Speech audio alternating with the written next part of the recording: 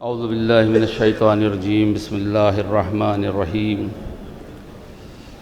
الحمد للہ الذی کان موجودا قبل حدوث الاشیاء ویبقى بعد فناء الاشیاء تفرد بالاولیت والقدم وسما كل شيء ما عداه بالفناء والعدم كما قال عز شانه كل شيء هالك إلا وجهه وكل نفس ذائقة الموت وقال كل من عليها فان ويبقى وجه ربك ذو الجلال والإكرام سبحان من لا يخفى عليه اختلاف النيات ولا يعزب عنه معاصي العباد في الخلوات سبحان الله الذي منه خلقة العباد وإليه المعاد فمن يعمل مثقال ذرة خيرا يره ومن يعمل مثقال ذرة شرا يره نشهد أن لا إله إلا هو الملك الذي لا ينازع في ملكه ولا يضاد في حكمه يعذب من يشاء بما يشاء كيف يشاء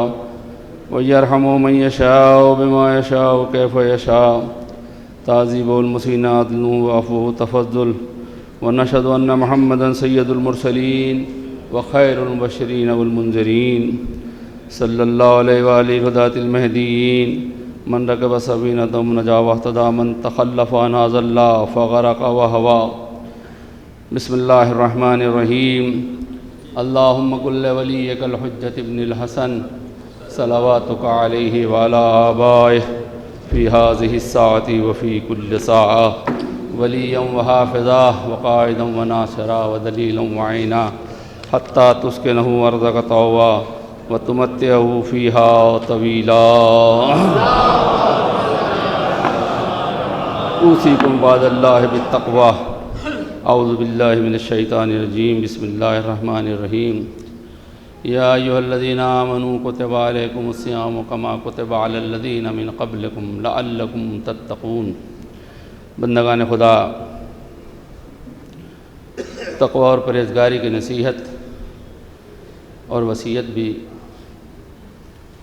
اس آیہ کریمہ کے ذیل اور طفیل میں،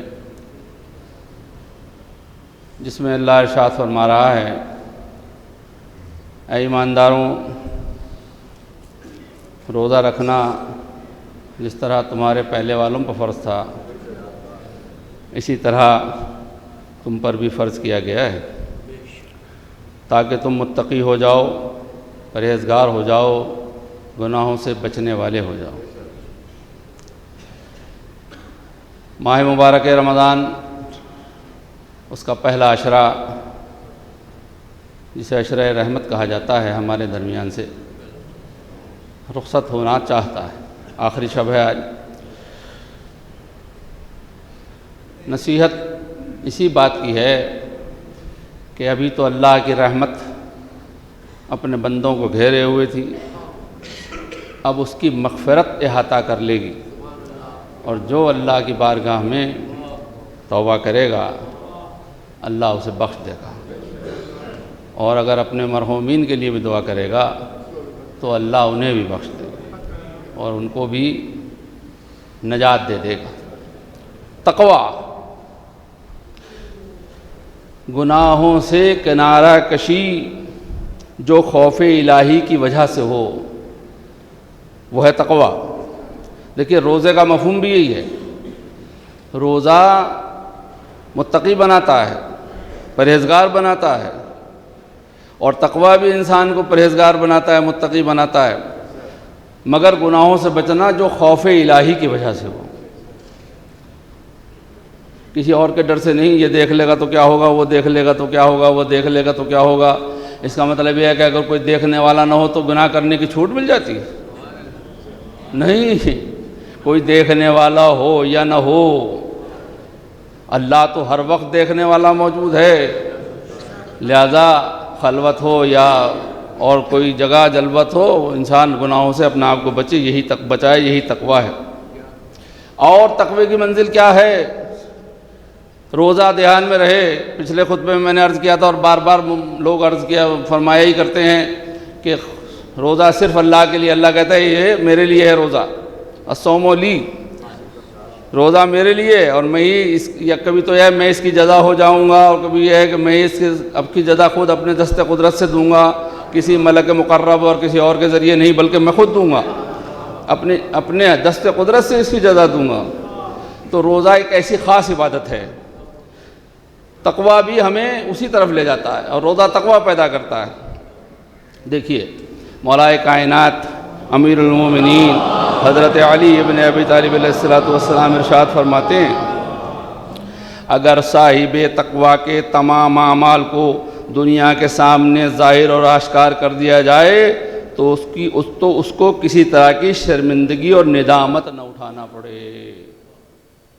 یہ ہے تقویٰ، سارے اعمال دنیا کے سامنے آشکار کر دیے جائیں، ظاہر کر دیے جائیں، تب بھی وہ سے کسی طرح کی ندامت نہ ہو۔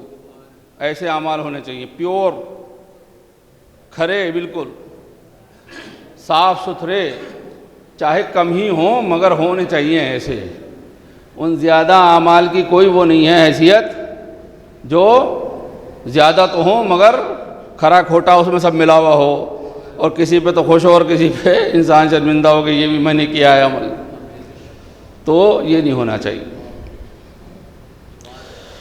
خداوند عالم سورہ طلاق میں ارشاد فرماتا ہے، جو تقوی اختیار کرے گا تو خدا اس کے لیے نجات کا راستہ نکال دے گا، اور اس کو ایسی جگہ سے روزی پہنچائے گا جہاں سے وہم و گمان بھی نہ ہو۔ دیکھیے میں نے عرض کیا تھا کہ وہ ہوا شہر الصبر، پیغمبر نے فرمایا ماہ مبارک رمضان شہر صبر ہے، صبر کا مہینہ ہے، اور صبر کا نتیجہ جنت ہے۔ جنت جسے نجات ملے گی وہی جنت میں جائے گا۔ تو تقویٰ جو ہے ہمیں اس منزل تک پہنچاتا ہے، اور یہ روزہ ہمیں تقویٰ حاصل کرنے کے لیے۔ سورہ بقرہ میں تو بہت ہی واضح اعلان ہوا، لیس البر ان تولوا وجوہکم، نیکی یہ نہیں ہے کہ تم نماز میں منہ مغرب یا مشرق کی طرف کر لو۔ عبادت کا مفہوم نماز تک محدود نہیں ہے، بلکہ اپنے اندر وسیع مفہوم رکھتا ہے، بلکہ مرضی خدا کے مطابق زندگی گزارنا، جس میں اہل بیت علیہ الصلاۃ والسلام، اہل بیت جو پیغمبر کے اہل بیت ہیں، اس کا ایک لمحہ ان کی مرضی کے مطابق بھی اگر زندگی گزار رہا ہے تو اس کا ایک ایک لمحہ عبادت میں شامل ہو جائے گا۔ بلکہ نیکی اس میں ہے کہ جو خدا، روز آخرت اور خدا کی کتابوں اور پیغمبروں پر ایمان لائے، اس کی الفت و محبت میں اپنا مال قرابت داروں، یتیموں اور محتاجوں اور پردیسیوں اور مانگنے والوں اور غلام آزاد کرنے میں صرف و خرچ کرے۔ ابھی آپ جناب خدیجہ الکبریٰ ام المومنین کے فضائل سن رہے تھے، اگرچہ ان کے مصائب بھی ہیں، فضائل و مصائب، کیونکہ کل ان کی یوم وفات ہے، 10 رمضان 10 بعثت میں آپ دنیا سے تشریف لے گئیں۔ تو ان کا مال، نیکی کیا ہے؟ مال کو ان لوگوں میں جن کی فہرست گنائی گئی تقسیم کرنا، اور پابندی کے ساتھ نماز ادا کرے۔ آپ بتائیے عورتوں میں سب سے پہلے نماز کس نے پڑھی؟ جناب خدیجہ الکبریٰ نے پڑھی۔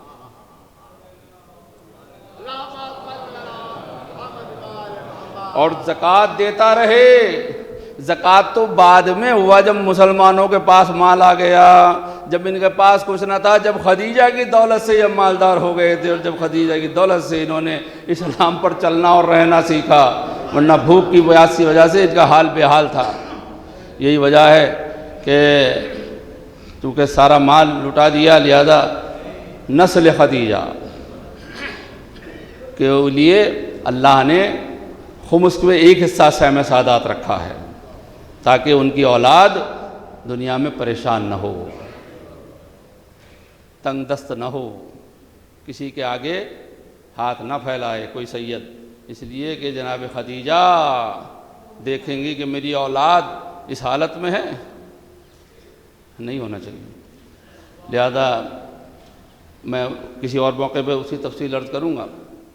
اور وہاں لوگ انتظار کر رہے تھے کہ پتہ نہیں جیت ہوئی کیا ہوا ہے، وہ تو فتح کر کے آئیں گے اور ہمارا جو بنایا ہوا کعبہ ہے اس کے لوگ طواف کریں گے، یہ ہوگا وہ ہوگا۔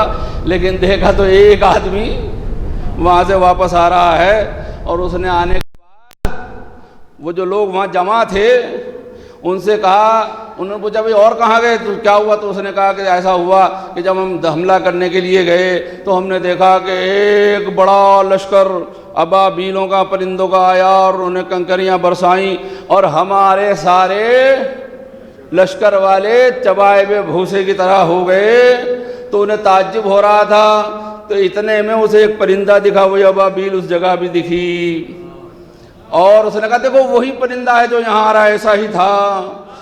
اور اس پرندے نے آ کے وہاں اس کے اوپر بھی کنکری چھوڑی وہیں، اور وہ وہاں وہیں کے وہیں وہ بھوسا وہ بھی ہو گیا۔ یعنی اللہ نے اسے اس لیے چھوڑا تھا تاکہ یہ جا کے اپنے والوں سے یہ بتا دے کہ ہمارا ہاتھیوں والا لشکر کیسے بھوسا ہوا، انہیں بھی یقین آ جائے۔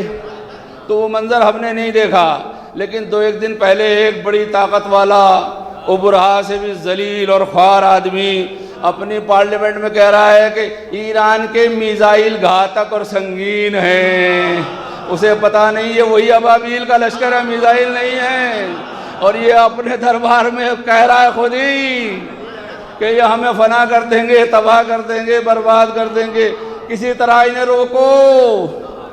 لیکن اسے یہ پتہ نہیں ہے کہ یہ ایسے ہی بھوسا بنا دیں گے جیسے ابابیل کے پنجوں میں کنکریاں تھیں، انہوں نے بڑی طاقت کو اس وقت بھوسا بنا دیا تھا، اور انشاءاللہ ایسا ہوگا۔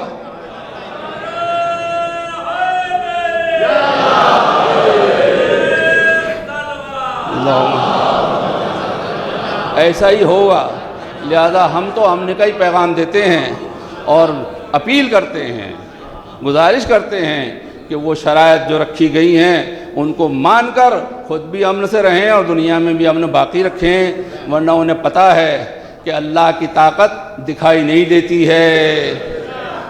کس کو کب فنا کر دے، کسے کب تہہ کر دے، کسے کب مٹا دے، کسے سب دریا میں غرق کر دے، کسے ڈبو دے۔ فرعون کو نہیں پتا تھا کہ صبح کو میں لشکر کے دریا میں ڈوب جائے گا، دریائے نیل میں، اور ہوا ایسا، اور ڈوب گیا، سارا لشکر ڈوب گیا، فرعون بھی ڈوب گیا۔ تو اللہ کے اوپر اعتماد ہونا چاہیے، اللہ کے اوپر ہمیں مکمل یقین ہونا چاہیے، اور اسی کے سبب ہم دنیا کی ہر طاقت سے جیت سکتے ہیں، ہر طاقت سے لڑ سکتے ہیں، اور ہر طاقت کو شکست دے سکتے ہیں۔ بندگان خدا، یہ ماہ مبارک رمضان ہے، برکتیں اس کی جتنی بھی ہیں، رحمتیں جتنی بھی ہیں، مغفرتیں جتنی بھی اس میں ہیں، اللہ ان میں ہمارا بھی حصہ لگائے اور ہمیں بھی شامل کرے۔ پالنے والے تجھے واسطہ ہے محمد وآل محمد کا، ہمارے اوپر رحم فرما، ہم سب کے گناہوں کو معاف فرما، ہماری توفیقات میں اضافہ فرما۔ انا احسن الحدیث وابلغ الموعظہ کتاب اللہ۔ اعوذ باللہ من الشیطان الرجیم، بسم اللہ الرحمن الرحیم۔ والعصر ان الانسان لفی خسر الا الذین آمنوا وعملوا الصالحات وتواصوا بالحق وتواصوا بالصبر۔ اللہم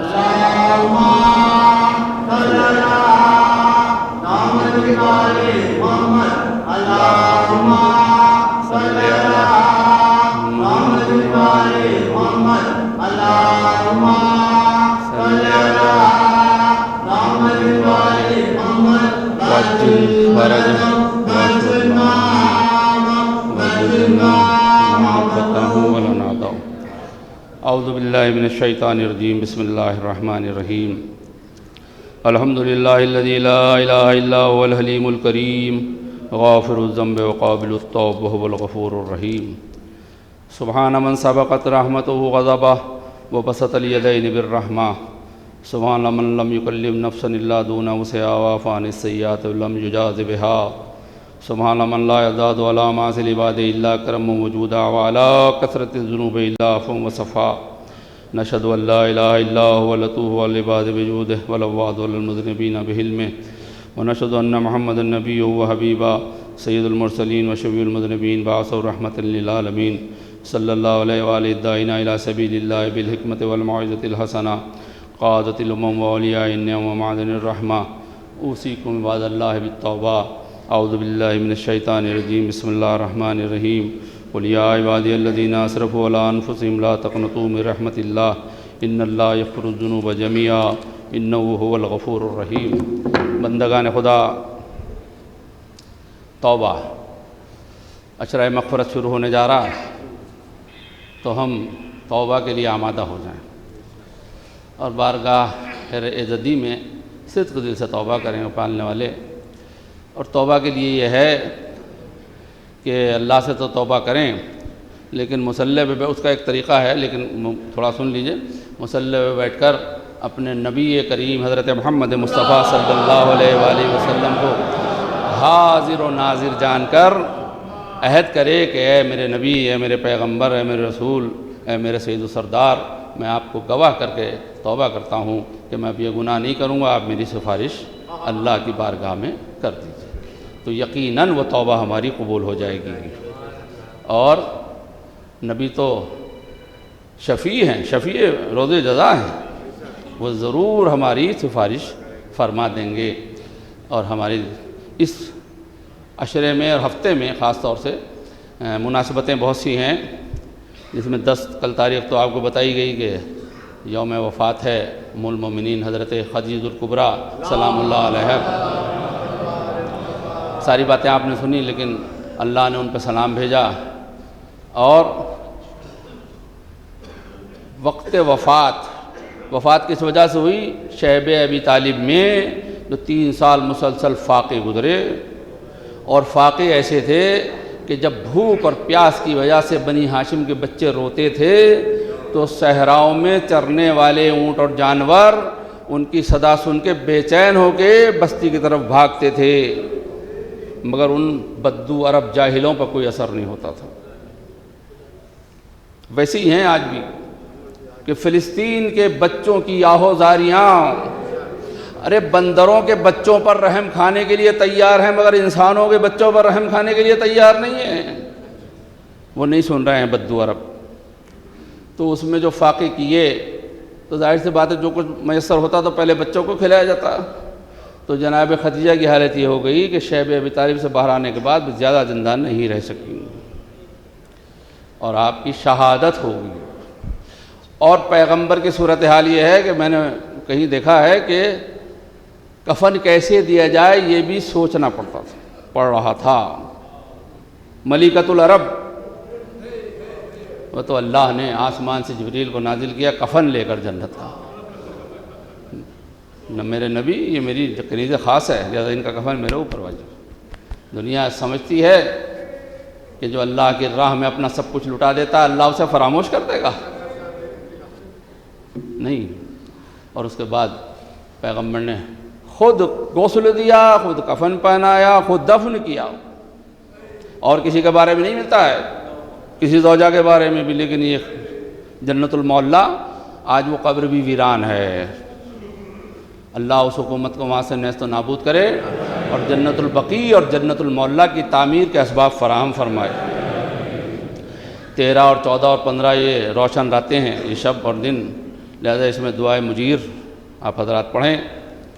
دعائے مجیر کے بارے میں یہ ہے کہ یعنی اللہ مجیر یعنی جہنم سے نجات دینے والا، جہنم سے بچانے والا، جہنم سے چھٹکارا دینے والا، جہنم کے سامنے کھڑا ہو جانے والا بندوں کے کہ تم جہنم میں نہیں جاؤ گے، یہ دعا۔ یہ دعا اس کے بارے میں یہ ہے کہ جو یہ ان راتوں میں یا دنوں میں پڑھے گا، دعائے مجیر 13، 14، 15 شب یا دن، اللہ اس کے گناہوں کو بخش دے گا، اس کے گناہ بخش دیے جائیں گے، چاہے بارش کے قطروں، درخت کے پتوں اور بیابان کے ریت ہی کے برابر کیوں نہ ہوں گے۔ یہ دعائے مجیر آپ حضرات ان دنوں میں پڑھیں۔ شب تہرا، اس کے بھی اعمال ہیں، اس میں غسل کریں، 4 رکعت نماز، ہر رکعت میں سورہ حمد کے بعد 25 مرتبہ سورہ قل هو اللہ پڑھیں، شب تہرا۔ شب 14 میں بھی یہ نماز پڑھیں، مفاتی میں ساری عبادتیں اور نمازیں موجود ہیں۔ شب 15 بابرکت راتوں میں ہے، شب ولادت امام حسن مجتبیٰ علیہ السلام بھی ہے، اس میں غسل کریں، زیارت امام حسین علیہ السلام پڑھیں، 6 رکعت نماز، سورہ حمد، یاسین، ملک اور توحید کے ساتھ 6 رکعت نماز میں پڑھنا ہے، اس کو پڑھیں۔ 15 کا دن جو ہے وہ ولادت ہے ہمارے دوسرے امام حسن مجتبیٰ علیہ السلام۔ لہذا شب میں بھی اور دن میں بھی مسرت کا اظہار جس طرح سے ہو. اور دیکھیے جس طرح جناب خدیجہ مظلومہ ہیں، اسی طرح سے امام حسن علیہ السلام بھی مظلوم ترین امام، اس لیے کہ ان کے بارے میں طرح طرح کی باتیں لوگوں نے کی ہیں، اور جناب امام حسن علیہ السلام کے بارے میں طرح طرح کی باتیں کی ہیں. لیکن نسل فاطمہ، نسل رسول امام حسن سے چلی، یعنی پہلے اس انا اعطیناک الکوثر کی پہلی تفسیر نمونہ امام حسن علیہ السلام ہے، جو مدینہ میں جن کی ولادت ہوئی. اور امام حسن علیہ السلام رسول خدا صلی اللہ علیہ وآلہ وسلم سے مشابہ تھے، اور گفتگو جب کرتے تھے تو ایسا معلوم ہوتا تھا کہ رسول گفتگو کر رہے ہیں، مسکراتے تھے تو ایسے ہی معلوم ہوتا ہے کہ رسول مسکرا رہے ہیں. اور سب سے بڑی بات یہ ہے کہ جس سے بڑا خطیب دنیا میں کوئی پیدا نہیں ہوا، یعنی خالق نہج البلاغہ مولا کائنات حضرت علی ابن ابی طالب علیہ السلام، وہ امام حسن کی گفتگو سننا پسند فرماتے تھے، اور متمنی رہتے تھے اس بات کے کہ حسن میرے سامنے آئیں اور بولیں اور میں سنوں. یہ ہے مرتبہ. سن 50 ہجری میں 28 صفر آپ کی شہادت ہو گئی، اور دنیا نے آپ کو رہنے نہ دیا. لیکن آسمان کی طرف، چاند کی طرف جو خاک اڑاتا ہے اسی کی طرف آتی ہے، اور اس کا کچھ بگڑتا نہیں ہے. لہذا یہ ایسے کردار ہیں کہ چاند سے مثال دینا تو کیا، چاند سے تو خود روشنی کی بھیک ان سے مانگتا ہے، چمکنے کی اور نور کی بھیک مانگتا ہے. تو یہ تو ایسے ہیں کہ دنیا ساری ان کے کردار اور ان کے اسوا پر چلنے تو اس کا بھلا ہو جائے، وہ کامیاب ہو جائے. تو ایک صلوات آپ امام حسن مجتبی علیہ السلام.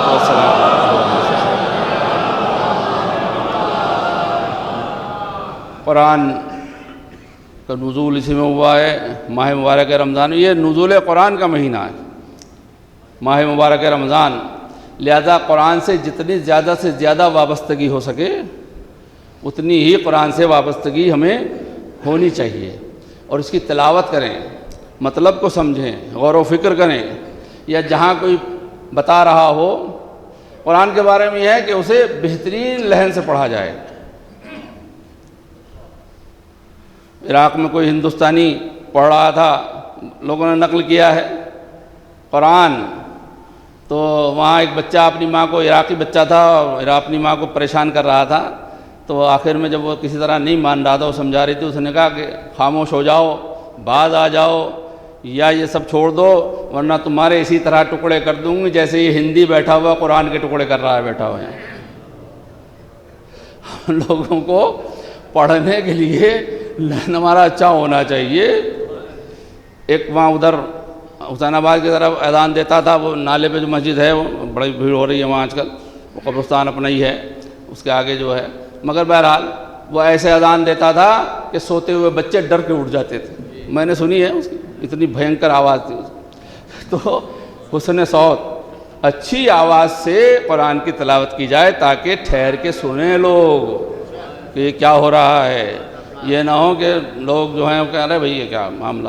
تو قرآن پڑھیے، اچھی آواز سے پڑھیے، اور نہ پڑھ سکتے ہوں تو سنیے، سیکھیے. ابھی یہاں 28 کو یعنی تو ہفتے کے دن 9 بجے تحسین کی مسجد میں ایک وہ مظاہرہ ہوگا، ایران اور یہاں وہاں کے سارے قاری بہت اچھے اچھے وہاں. تو قرآن لے کے آپ بھی بیٹھیے، 1 گھنٹے کا پروگرام، آپ بھی اس میں جائیے ہفتے کے دن 9 بجے رات کو 28 کو، اور اس میں دیکھیے کیسے پڑھ رہے ہیں. یہ ملک کے دور دور کے لوگ پڑھنے کے لیے وہاں آ رہے ہیں، تو اسے سنیے، دیکھیے کہ کیسے پڑھ رہے ہیں، اور اسی طرح دہرانے کی کوشش کیجئے. انشاءاللہ آپ کا بھی لہن اچھا ہو جائے گا، اگر خدا نخواستہ کسی وجہ سے برا ہے. بہت سے اطراف و اکناف سے ہندوستان کے ادھر ادھر سے ویڈیو آ رہے ہیں، اور یہ آ رہے ہیں، وہ آ رہے ہیں. کہیں لڑائی ہو رہی ہے، کہیں کچھ ہو رہا ہے، کہیں کچھ ہو رہا ہے، کہیں کچھ ہو رہا ہے. اچھی باتیں بھی ہیں، خراب باتیں بھی ہیں. لہذا یہ سب نہیں ہونا چاہیے. اس لیے کہ رمضان تو مہینہ تو آ گیا، لیکن ہم ماہ رمضان میں نہیں آئے. شہر صبر ہے، صبر کا مہینہ ہے، اور ہمارے اعمال سے بے صبری دکھائی دے رہی ہے، جسے صبر ہی نہیں ہے۔ لہذا ہوش کے ناخن لیجئے اور ماہ صبر میں صبر سے کام لیجئے، اور اپنی ہنسی نہ اڑوائیے، اور ایسے کام کیجئے۔ اور مسجدوں میں خاص طور سے دیکھیے، ایک صاحب کل خط لیے پھر رہے تھے کہ میں متولی ہیں وہ کسی مسجد کے، کہ وہ وہاں سے آیا ہے الپ سنکھیک سے، وہاں جواب دینا ہے، پھر وہ تھانے جائے گا، پھر تھانے سے تصدیق ہوگی کہ اس کے اوپر کوئی کیس نہیں ہے، اور اس کے بعد وہ تولیت وہاں ملے گی جا کے۔ تو دیکھیے آپ، تھانہ انچارج کی تصدیق تو چل رہی ہے، لیکن متولی کسی مولانا کے پاس نہیں آتا کہ میری تصدیق کر دیجئے۔ اگر آتے بھی ہیں تو 2-4 بس ایسے ہی، ورنہ زیادہ تر جو ہیں وہ کچھ تو پرانے چلے آ رہے ہیں۔ تو مؤذن اور اقامت کہنے والے جو ہیں مسجدوں میں جو ہیں، مسجدوں کا سر-نو پھر سے انتظام کرنا پڑے گا، ورنہ صورتحال اچھی نہیں ہوگی۔ بس تھوڑے میری بات تھوڑی کو بہت سمجھا جائے، لہذا اللہ ہمیں توفیق دے کہ ہم ماہ مبارک میں اس کی تمام برکتوں سے بہرامند ہوں، اور دعا کرتے ہیں کہ پالنے والے یا اللہ تو ان سب کو اپنی ستوت کے ذریعے سے ہم سے دور رکھ کہ پریشان اور پراگندہ رہیں، دشمن ہمارے حیران، پست، ذلیل، زیر دست رہیں، اور ہر طرح کا نقصان اٹھائیں، کوئی ان کی مدد نہ کرے۔ آمین کہیے۔ وہ مغلوب رہیں، ہکا بکا رہ جائیں، اور منحوس سمجھے جائیں، ان کی حالتیں بدل جائیں، برگشتہ رہیں، جہاں جانا چاہیں نابینا رہیں، اگر آنا چاہیں راستے ہی میں اپنے ٹھکانے پر چکر کاٹتے رہیں، جیسے وہ جہاز کاٹ رہا ہے چکر، اپنے ٹھکانے پر چکر کاٹتے رہیں، جلد ہلاکت میں پڑ جائیں، اپنے جسم کی بلاؤں میں مشغول رہیں، ان کے بدن طرح طرح سے زخمی ہوں، رایوں میں ان کی طرح طرح کے فطور پڑیں، اور ان کی گردنیں ماری جائیں، وہ تیر اندازی کرنے سے معذور ہو جائیں، یعنی میزائل چھوڑنے سے معذور ہو جائیں، اور ان کا کوئی مقصد پورا نہ ہو، ان کو ایسی ٹھوکر پڑے کہ منہ کے بھل گریں، جدھر کا رخ کریں ان پر تانے پڑیں انشاءاللہ، جہاں جمع ہوں ان کا شیرازہ منتشر ہو،